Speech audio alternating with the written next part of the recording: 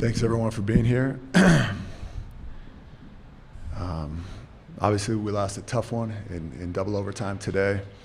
I was proud of our guys for fighting back, for battling. We needed to get more defensive stops late in the game. Give a lot of credit to Butler for they made the plays when they had to. They made the key plays, they made the key stops, and they had the key scores in situations that impacted the game. Let's open it up for questions. Yeah. Mark, what do you have to say about the way your team battled back to force the 2 overtimes, hitting some buckets in crunch time to get it to the second overtime? I'm proud of our players. I told them in the locker room I was proud of them for how hard they fought, how they battled the entire time. And I also reiterated, hey, we have to get better. We have to improve. We have to start making the plays late ball game that will allow us to win a game on the road like this against a great opponent in Butler. You got Jalen back for this game, but he didn't play too much. Did he get re-injured at all during the game? No, there's no re-injury. Jalen's working his way back. He's been able to practice a lot of practices. As Jalen continues to regain his full strength, I'm sure next week he'll start doing the entire practice every day next week, and as he does that, he'll get more and more into rhythm. We wanted to get him in. We didn't want to put him at great risk, but I thought Celis did a nice job with the minutes he got.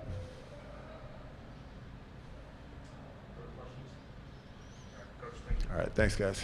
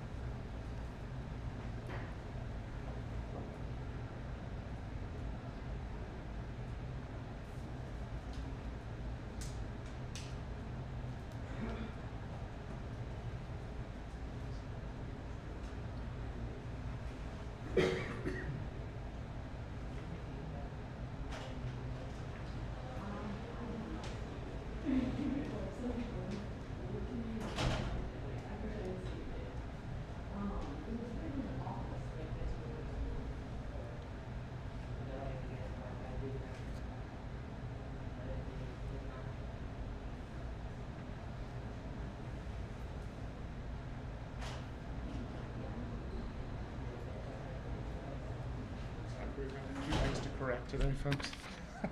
What's that? Fast Tack had a couple things to correct today. Thanks.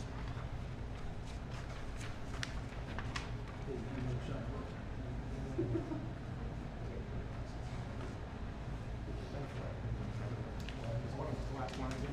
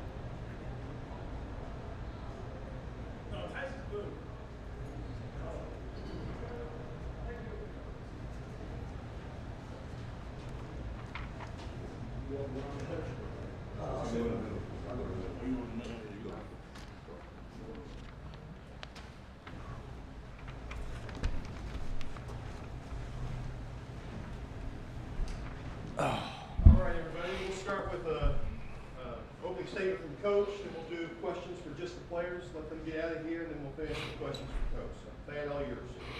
Well, I think I said it after the Texas Tech game, wow, that was a high-powered game.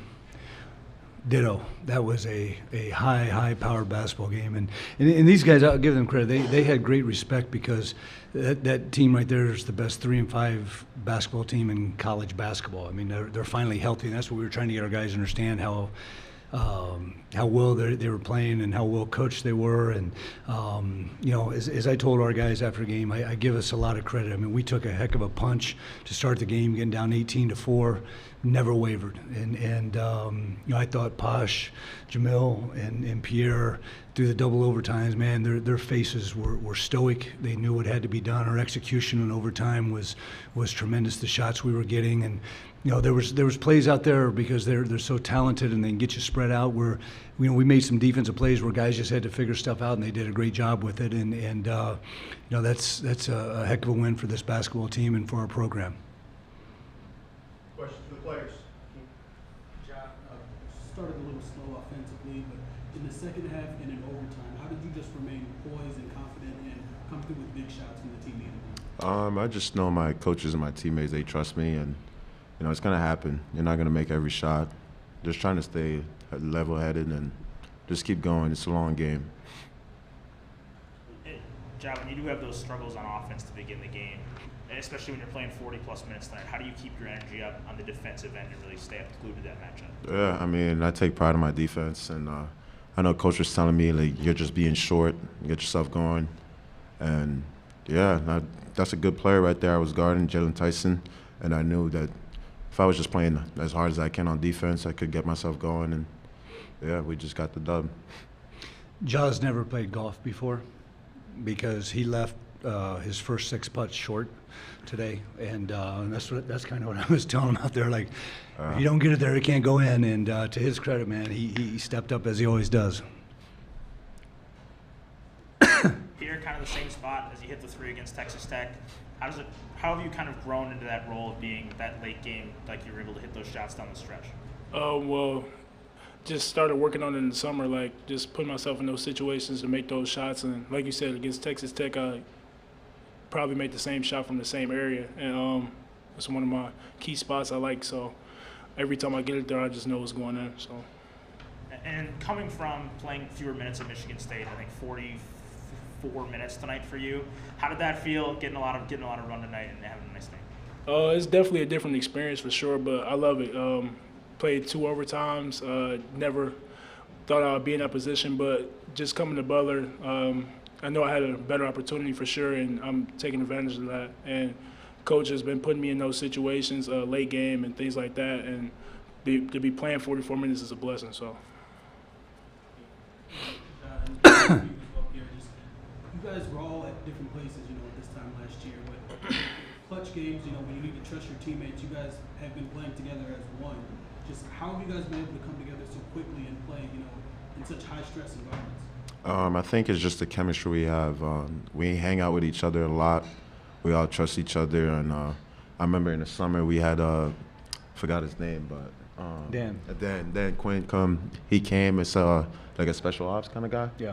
Yeah, and he really, shout out to him, actually. He made us work on our chemistry and, just to make sure that no matter what, we never gave up and we all stick together. And, yeah. Same question here. Just how did you guys come together so quickly? I just think we have great chemistry. Over the summer, we hung out a lot with each other. We stay in the locker room and talk about things like whether it can be something going on with a specific player or other things. We always talk with each other, always hang out with each other because it's just us, and we're going through the wars together. We're fighting together, and like he said, the stuff we did over the summer with Dan Quinn, just working on teamwork, getting the right mindset, being together as one. You stressed that out in the summer, and I think we really taking hold on that. Ja, you're the experienced guy on this roster. You've been through a lot of college basketball games. You can't really prepare for late game situations like this and the ability to kind of bounce back from 18-4 and then the shots from Jalen Cone down the stretch. How do you kind of prep for those kind of moments as a team and getting those groups together? I would say it's just poise. In college basketball, it's a game of runs, 4 minutes each time. We call them wars, actually, and we're just trying to win every war. So every single time that they had an 18-4 run, like you said, and we were just, hey, let's just win the next war. And then we got it closer. Win the next one, and you get it closer and closer. So you just stay level-headed and just keep chipping at it. Last one for the players. Never mind. You guys are good. Great job, Coach. Thank you.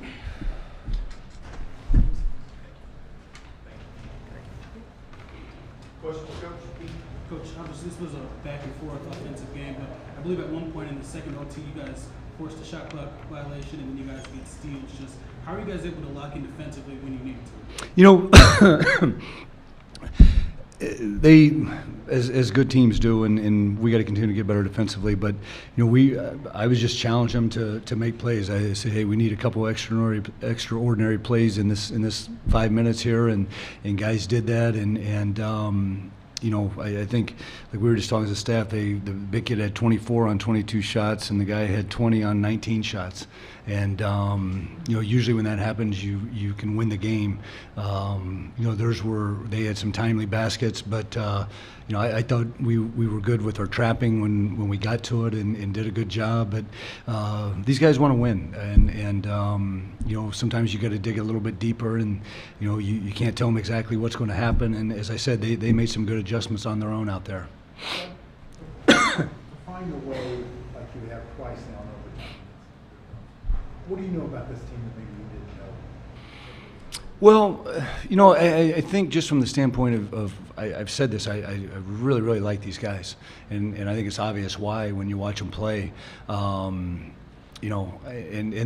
would be the first to tell you we're not where we want to be. We still got work to do, but I love their togetherness as they talked about. I mean, they're a cohesive group in terms of in the locker room, on the court, in practice, and those types of things. The guys that live together, that's good stuff. And I tell them this all the time, man. These are the best days of your life. Enjoy it, and fortunately we're in a good spot right now, heading into finals week.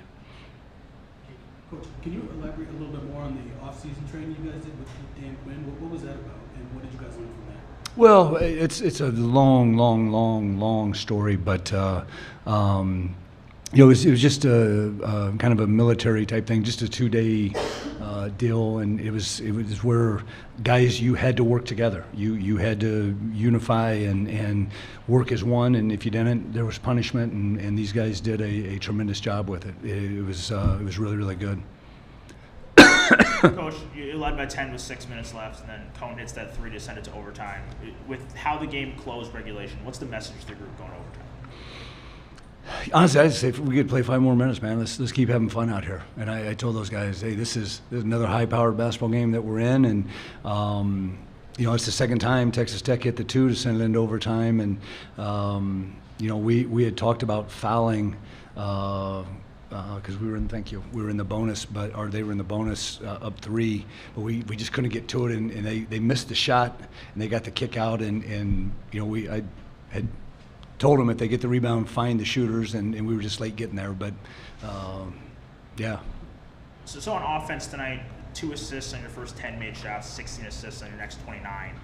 Against a team that does a really nice job of forcing you into isolation shots, how were you able to get improvement in that area as the game went on? Well, they top locked and face guarded DJ, and I thought we did a good job in the second half of kind of freeing him up, and he hit a couple shots for us there. But as time wore on, they figured out what we were doing. We kind of figured out what they were doing in terms of the mismatches and trying to take advantage of it. And then, I thought, into the half, the 3 by Finley was a huge play for us. I mean, it gave us a little momentum going into halftime, and Posh executed the play to perfection. That was a big play heading in, and we came out, got off to a good start. But that is twice we've had a double-digit lead in the second half and lost, had to win in overtime. So we got to get that corrected. You went to Dre in the second overtime at the center spot. What was the mindset going into that? What you see out of him in that lineup?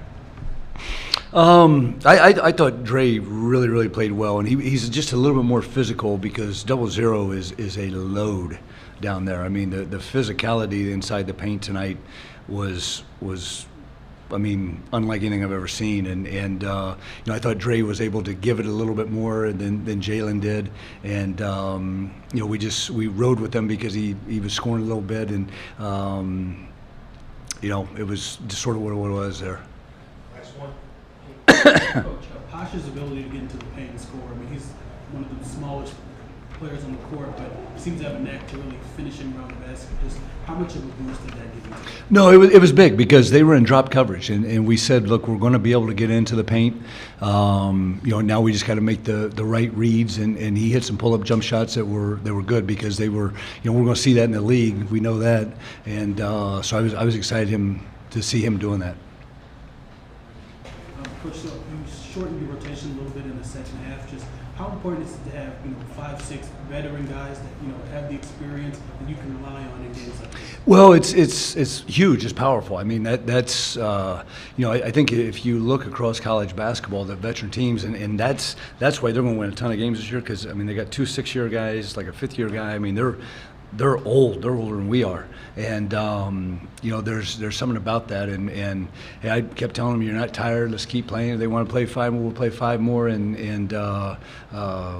you know, that's these guys they're molding together. I like it. Thanks, everybody. Thank you.